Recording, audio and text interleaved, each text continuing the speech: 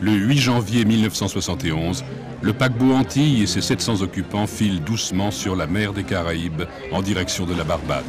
Il est 16 heures. Le commandant Kerverdo vient de changer la route du bateau. Il ne sait pas encore que le navire court tout droit à sa perte. Les conditions météorologiques étaient vraiment excellentes, il faisait beau, et le navire était un peu en avance sur son programme. J'ai tracé la route pour passer entre l'île de Moustique et l'île de Békia. Et il y a eu des secousses, comme une sorte de tremblement, et le navire s'est arrêté. On s'est affolé et le commissaire me dit « Non, c'est rien, ne vous en faites pas. On a prévenu déjà les bateaux, on vient vous chercher avec vos bagages, ne vous occupez pas. » J'ai voulu récupérer quelque chose dans ma cabine. Les pompiers du bord m'ont arrêté, m'ont dit « Tu passes plus, c'est fini ».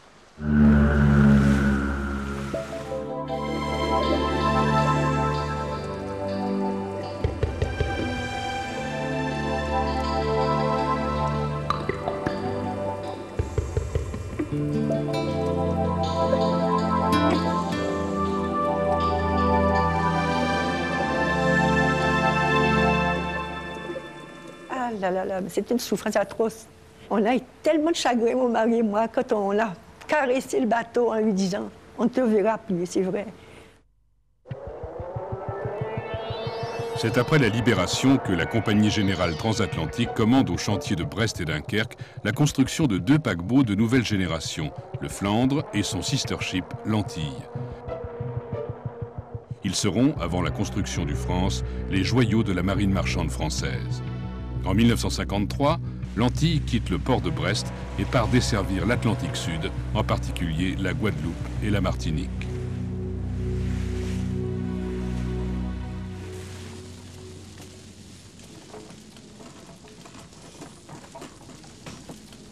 Depuis le 19 mars 1946, les 2 vieilles colonies des Caraïbes sont des départements français. À peine sorties des sacrifices et des privations de la guerre, elles doivent rattraper le retard économique et social accumulé durant 2 siècles d'une économie basée sur les grandes plantations agricoles. Sous-employée, la population vit difficilement. Les infrastructures sont vétustes, les salaires sont bas et les inégalités sociales flagrantes. C'est aussi l'époque du déclin de l'industrie sucrière qui favorise l'exode rural et pousse les Antillais à l'émigration vers la métropole. Avec la fin de la guerre et ce nouveau statut politique, les Guadeloupéens et les Martiniquais, devenus des Français à part entière, rêvent de voir changer leur vie et de profiter aussi du vent de liberté et d'égalité qui souffle sur le monde.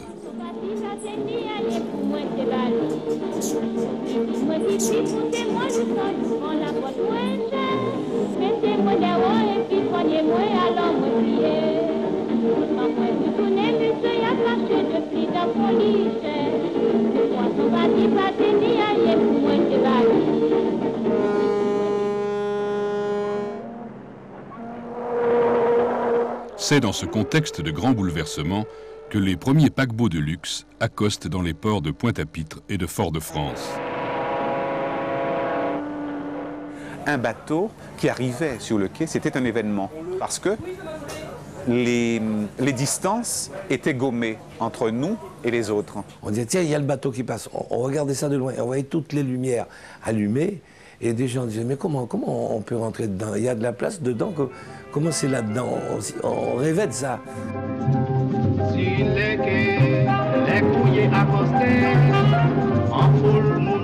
L'arrivée d'un paquebot est toujours très attendue. Avec les passagers qui débarquent, on découvre les nouveaux arrivants, les nouvelles modes, les dernières voitures. Le port devient, le temps d'une escale, la vitrine de la métropole. Et puis les fonctionnaires,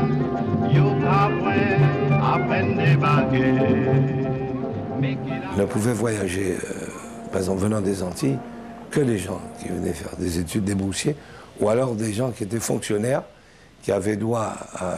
Par exemple, mon père était fonctionnaire, il avait droit à un voyage en France tous les 5 ans. Il vous faut, petit fonctionnaire comme moi, rester 3 ans sans congé. Et il fallait laisser cumuler ces congés pour payer à l'État au moins 3/4 du voyage. Et le reste, payé par l'État. À la fin des années 50, le gouvernement donne aux fonctionnaires antillais les mêmes avantages qu'aux fonctionnaires métropolitains en poste aux Antilles. En plus des salaires majorés, ils bénéficient des congés bonifiés. Tous les 3 ans, l'État offre le voyage entre la métropole et les DOM et 1 mois de congé en plus pour compenser les 20 jours de voyage aller-retour.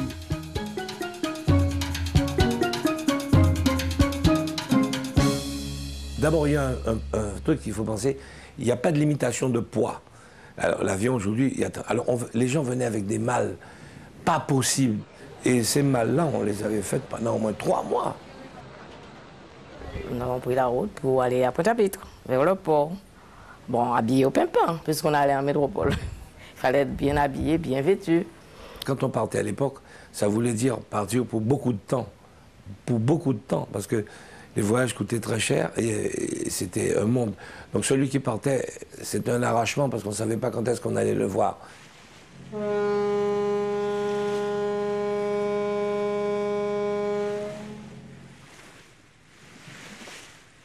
Le souvenir que je garde du paquebot Antilles, c'est à l'époque où je partais faire mon service militaire. C'était donc en juillet 1967 et j'avais été désigné parmi les vidas pour prendre le bateau. Tout le monde était, moi-même j'étais angoissée. J'ai dû pleurer aussi, puisque mes amis et mes parents pleuraient. On devait laisser pour 6 mois pour aller là-bas.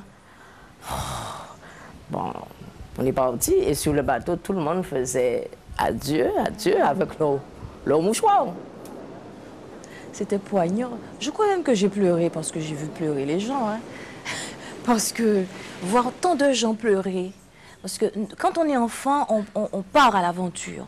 On est content, on va prendre le bateau, on n'a jamais vu, on a toujours vu le bateau loin comme ça, et puis pour une fois, on va monter dessus. Alors on va monter sur le bateau, on est content et tout, et pourtant, les adultes qui pleurent, des mouchoirs dans tous les sens, en même temps la chanson.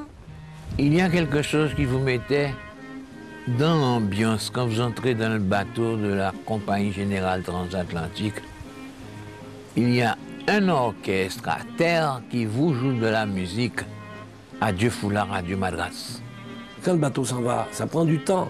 On voit le bateau, la fumée, le bateau qui s'éloigne, les gens pleurent. Ça me fout le cafard. Adieu foulard, adieu madras, adieu au soir. À l'inverse des métropolitains qui prennent le bateau pour faire une croisière, les Antillais, eux, montent à bord pour partir suivre des études, trouver du travail ou rejoindre de la famille en métropole. Cette traversée est alors souvent synonyme d'expatriation, volontaire ou forcée. Après avoir grimpé la passerelle, on arrive à la coupée, on pénètre dans le bateau, mais bon Dieu, c'est rentrer au paradis. Je monte à bord de ce bateau avec mes camarades militaires bidas, que je ne connaissais pas d'ailleurs, puisqu'on avait fait connaissance le matin. Et puis on se retrouve, malheureusement, en 3e classe, à fond de cale. Et on nous a installés sur le bateau, chacun avait sa cabine. C'était comme chez nous. On s'est déshabillé, et puis on est resté un moment, on est allé sur le pont, on a regardé un petit peu. Pour celui qui effectue sa première traversée, qu'il voyage en première, en seconde ou en 3e classe, l'Antille émerveille. Ses aménagements et son confort sont remarquables, le service impeccable et digne des plus grands palaces d'Europe. C'était un film de cinéma, pour moi, c'était un film. Parce qu'on était ébloui par la beauté des bateaux, le luxe. Et puis, ces gens qui vous servent, monsieur, on n'a pas l'habitude d'être traité comme ça. Mais il y avait même trop de luxe, un luxe fou. Parce qu'on nous gâtait beaucoup. Il y avait le déjeuner à 10 heures, il y avait le petit bouillon. À midi, il y avait le cocktail avec l'orchestre. À 4 heures, il y avait le thé. Et le soir, un dîner extra. C'était réellement un endroit où les plus gourmands devenaient des gourmets. On apprenait à manger avec les bons couteaux qu'il faut, et comme il faut, quoi. On regardait les autres avant de démarrer, on demandait des tuyaux, mais on apprenait à manger, on apprenait les goûts dans les cuisines, on savait, tiens, moi j'aime bien ça, ça s'appelle comme ça.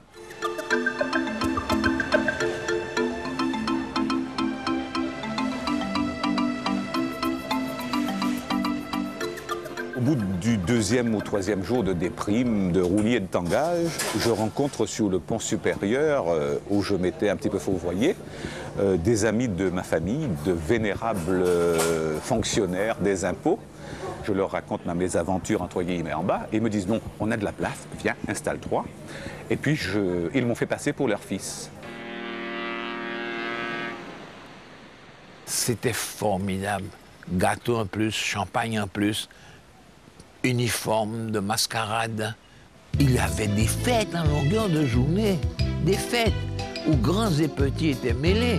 C'était formidable.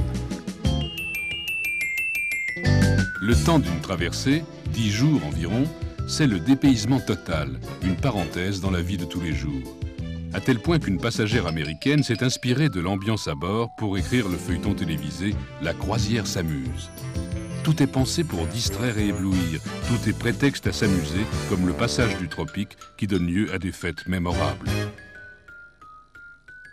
Tous les soirs, il y avait des fêtes, de la danse, du bingo, des petits chevaux, des distractions. On était pris dans un mouvement. Il n'y a personne qui restait dans sa cabine à l'heure du thé ou quand on jouait aux petits chevaux. Au début, on ne connaît pas, mais on veut voir. Et alors après, on va jouer au palais. On veut participer à tout ça. C'était la vie de rêve. Quand on était là, on oubliait tout.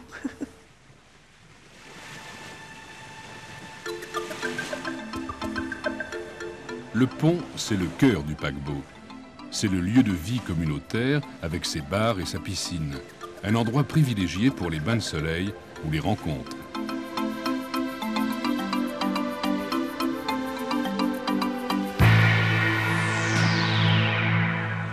On y pratique les nombreux jeux de pont, collectifs et individuels, quand on ne va pas à l'intérieur faire du shopping dans les boutiques ultra chic ou à une séance de cinéma, histoire d'oublier qu'on est en pleine mer. À bord des bateaux comme Antilles, pour citer un bateau précis, on faisait la connaissance de la France. C'est ça, on faisait l'apprentissage de la France.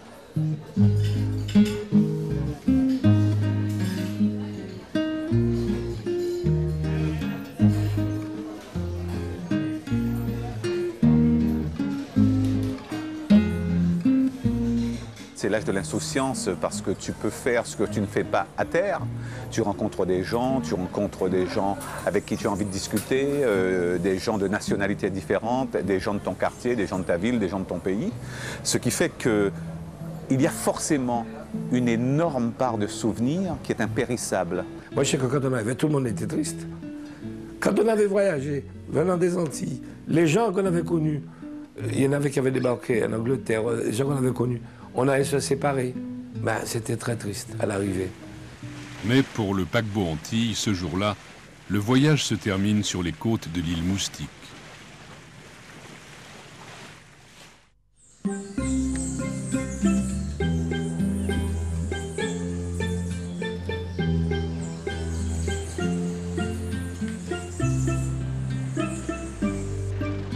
Située au sud de Saint-Vincent, l'île Moustique fait partie de l'archipel des Grenadines. C'est une propriété privée aménagée en résidence de luxe pour les grands de ce monde. Elle accueille à cette époque la princesse Margaret dans ses villas de rêve. Lieu de villégiature pour les aristocrates britanniques, l'île abrite 1 millier de personnes qui travaillent pour la Moustique Compagnie au service des vacanciers, comme Jeans le pêcheur, qui se souvient encore de ce 8 janvier 1971.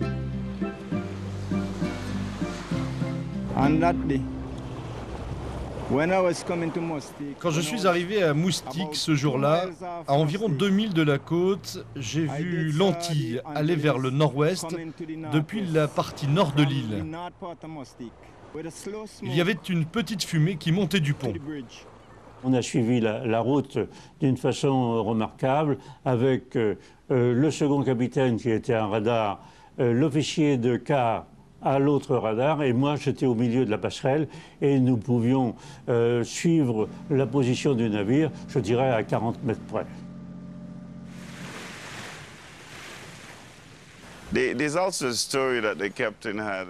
L'histoire qu'on raconte, c'est que le commandant avait une vieille carte, qu'elle était périmée. Mais même si tu n'as pas les bonnes informations et que tu es commandant d'un bateau pareil, tu ne t'engages pas aussi près des deux îles.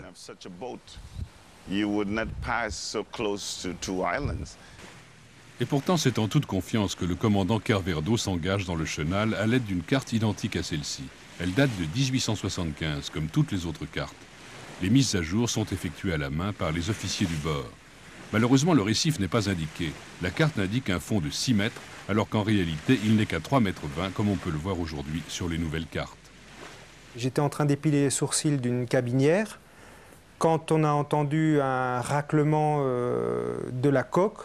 Et à ce moment-là, la cabinière me dit « cette fois, c'est bon ». On a eu l'impression que, bon, il était arrêté dans son élan. Immédiatement, je me suis rendu compte que nous avions touché. On a vu une grande nappe d'huile. On a vu que le bateau était vraiment abîmé, très abîmé. Et là, la machine m'a prévenu qu'il y avait une rentrée de mazout importante dans la chaufferie et qu'un feu était en train de se déclarer.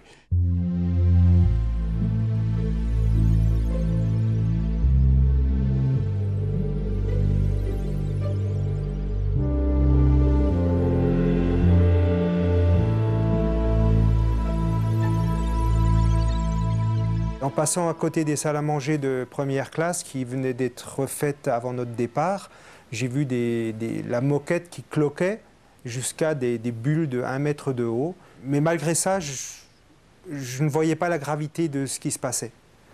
Until about 5 minutes past 6. À 6h05 précise, toutes les lumières et les communications du bateau se sont coupées brutalement. Off the Antilles.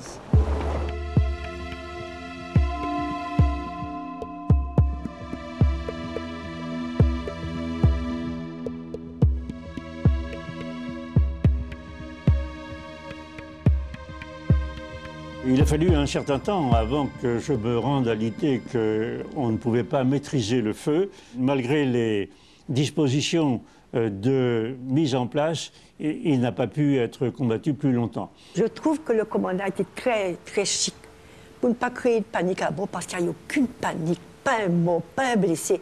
Il a dit surtout, il ne faut pas dire qu'il y a le feu dans les machines. L'évacuation s'est passée d'une façon très, très calme. Je dirais que le personnel a réagi comme à la manœuvre ou comme à l'exercice. On a juste fait les valises, croyant qu'on allait emmener nos valises, mais l'ordre a été tout de suite donné, le pont avec vos ceintures de sauvetage.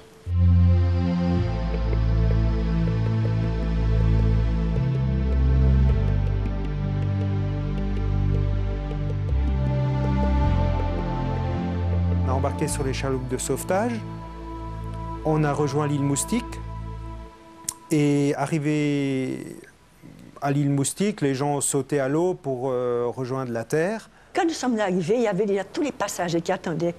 Là, c'était très triste. Ils étaient tous dans un silence affreux. En arrivant sur l'île Moustique, on ne voyait rien sur le paquebot. Et arrivé juste sur cette petite colline, on a vu un grand brasier en pleine mer. Là, c'était quelque chose d'assez incroyable.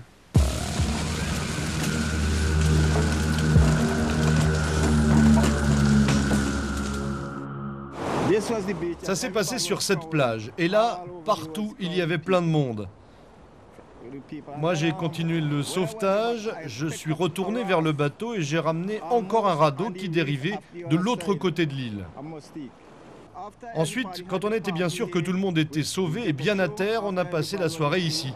On leur a apporté des boissons, on a trinqué avec les marins, sans pouvoir parler avec certains qui ne parlaient pas anglais.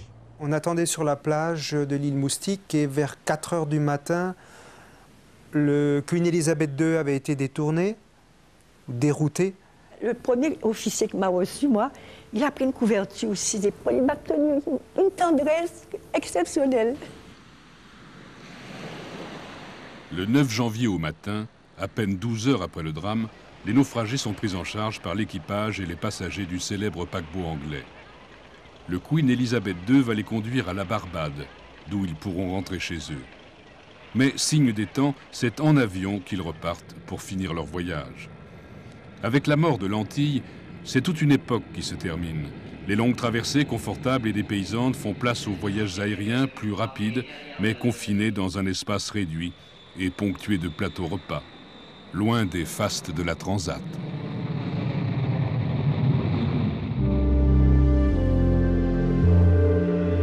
Alors le tribunal a reconnu que je n'avais commis aucune faute dans la navigation, ni aucune faute au cours de la lutte contre l'incendie. Le tribunal maritime du Havre, avec les 5 juges, à l'unanimité, m'ont relaxé.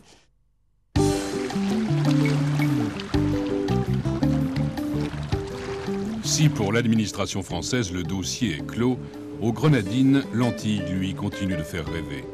Lors du naufrage, les passagers ont tout abandonné à bord. À cette époque, pour la population locale, c'est un vrai trésor qui repose au large de l'île Moustique. 30 ans après, et dans tout l'archipel, on retrouve encore des objets provenant du bateau, des plus anodins aux plus inattendus. Malgré le danger, les gens n'ont pas hésité à investir l'épave. Comme Harry, pêcheur à Bekia, il a été l'un des premiers à monter à bord. Le matin suivant, on y est retourné. Mais tout le bateau était en feu, donc on n'a pas pu monter à bord. Quelques jours plus tard, on a remis ça et on a pris quelques trucs, des assiettes, des tasses et d'autres choses. C'était très dangereux. On pouvait à peine marcher tant le sol était chaud. En fait, on sautillait, on courait. D'ailleurs, il y en a qui se sont brûlés les pieds à cause de la chaleur. Ils n'avaient pas de chaussures, alors ils se sont blessés. Ils sont beaucoup dans ce cas-là. Je pense que ce ne sont pas seulement les gens de Moustique, c'est surtout les pêcheurs des environs. Ils ont aussi pris des tas de trucs sur l'Antille. On est revenu des dizaines de fois. Chaque fois, on prenait les mêmes choses, des tasses, des assiettes, des plats. J'en ai même vendu une grande partie.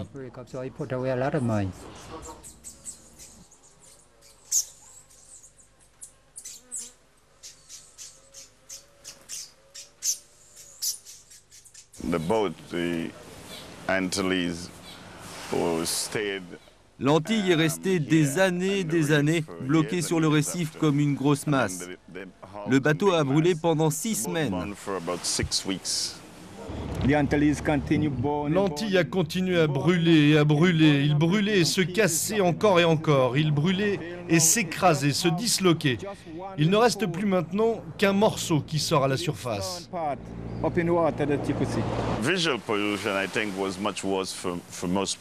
C'est pour nos yeux que cela a été dur, une vraie pollution. Il y a eu plusieurs étapes. C'était pas difficile au début. Le bateau était comme un grand mur blanc dans la mer. Mais très vite, cette énorme masse blanche est devenue une vieille épave rouillée. Not very long time, this white mass turned into very rusted hunk.